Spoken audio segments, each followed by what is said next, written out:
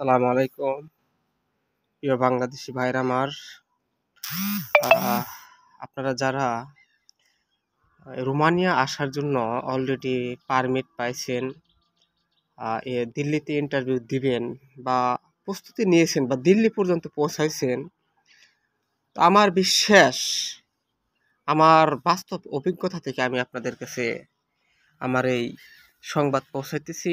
যদি আমার এই কথা মতো আপনারা যদি আল্লাহর উপর বিশ্বাস রেখে বলি, যদি আপনি এম্বাসি ফেস করতে পারেন 100%, আল্লাহর উপর বার রেখে বলি আপনি ভিসা পাবেন। প্রথম কথা হলো আপনাকে নীতি অবলম্বন করতে হবে।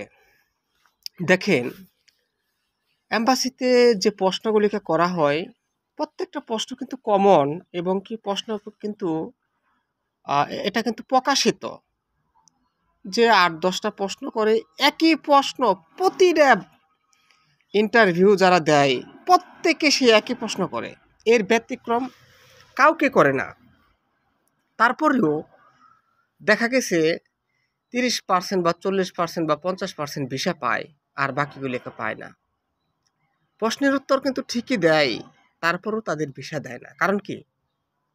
কারণ হলো এখানে আমরা প্রতারিত করি তাদেরকে, এবং সেই প্রতারিতটা আমরা তাদের কাছে ধরা পড়ে যাই। আপনি একটা কথা মিথ্যা বলতে পারবেন না। আমি চ্যালেঞ্জ করলাম, আপনি যদি একটা অরিজিনাল একটা পারমিট আপনি পেয়ে থাকেন, 100% আপনি ভিসা পাবেন। তারা ভিসা দেওয়ার জন্য বসে আছে। প্রথমত আপনাকে মিথ্যা পরিহার করতে হবে। আপনাকে মানে হুবহুব যা বলবে সেটার উত্তর দিতে হবে। আপনি কাজ জানেন না, বলেন আমি জানি না। আপনি বিয়ে করেন নাই, বলেন আমি বিয়ে করি নাই। তো আপনাদের বাস্তব একটা উদাহরণ দিয়ে আমি তাহলে বুঝবেন। আমারই এক ভাই, সে ওয়েল্ডারের পারমিট পাইছিল। তাকে জিজ্ঞেস করা হয়েছে যে তোমার কয় বছরের অভিজ্ঞতা আছে? সে বলছে 2 বছর। তারপর জিজ্ঞেস করছে তুমি কি বিবাহিত? সে বলছে বিবাহিত। বিবাহিত, 2টা বাচ্চা আছে এবং বউ গর্ভবতী।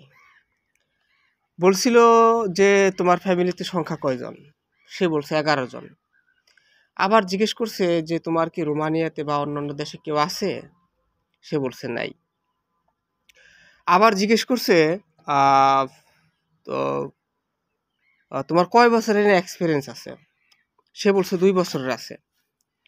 অথচ দেখেন, সবগুলিকার উত্তর দিছিল, এবং একদম জেনুইন কোম্পানির পারমিট সে পাইছিল। তারপর তার ভিসা হয় নাই। কারণ কারণ হলো আপনার আমার প্রতারিত ধরার জন্যই তারা বসে আছে ভাই। তারা শত শত মানুষের ইন্টারভিউ নেয়। তারা আপনার ফেস দেখে বুঝে ফেলবে যে আপনার ভিতরে কি চলতেছে। কারণ সেই জন্য তাদেরকে সেখানে বসাইছে ভাই। এখন ওই লোকটা, যে লোকটা ইন্টারভিউ দিছিল, সে বিয়ে করে নাই, অথচ বলছে বিয়ে করছে।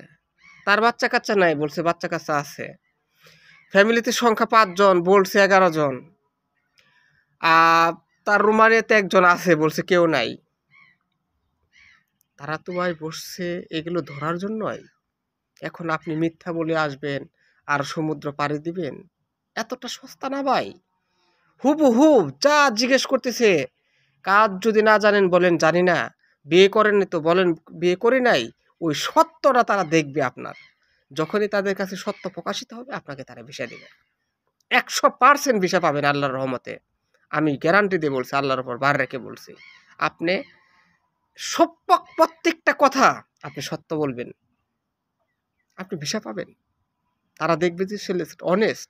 কারণ আজকে বাঙালির ভিসা পায় না, কারণ আমরা মিথ্যা বলি। আর মিথ্যা বললে আপনি সেখানে পার পেয়ে আসবেন। তারা জানে যে এই লোক থাকবো না, তাকে সাথে 27 ক্যাটাগরি ফালায়, মানে সন্দেহের ক্যাটাগরিতে ফালায়। তো সন্দেহের ক্যাটাগরিতে ফালাইলে আর কারো কোনো ক্ষমতা থাকে না। এই জন্য ভাইরা আমার, সত্য বলেন আপনারা। প্রথম কথা হলো আমার, সত্য বলেন। হুবহু যেটা আছেন ওইটাই বলেন, আপনি ভিসা পাবেন। তো ভাইরা আমার, প্রত্যেকে ভালো থাকেন। আসসালামু আলাইকুম।